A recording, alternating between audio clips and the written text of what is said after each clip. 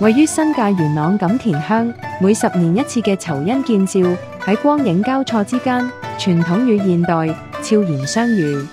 呢個不單止係一場祭典，更加係一段跨越300年嘅文化記憶。3萬支竹搭建而成嘅宏偉祭壇，獲健力士世界紀錄認證為全球最大嘅臨時竹構殿堂。燈籠高掛，花牌絢麗，字字都寄託住鄉民嘅祝福與心願。最令人讚嘆嘅，莫過於矗立於竹棚中央嘅神壇，莊嚴肅穆，氣勢非凡。現場嘅燈籠、旗幡、紙紮神像，工藝細膩，每一筆線條，每一道色彩，都凝聚住匠人嘅心血與鄉民嘅虔誠。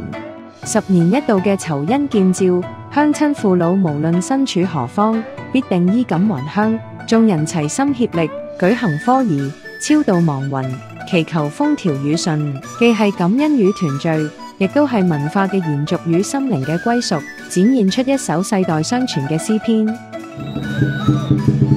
新界各村舞龍舞獅到賀，老幼咸雜，中華傳統文化在此以熱情與投入展現於世人眼前。遊客高舉相機，記錄呢一份震撼與感動。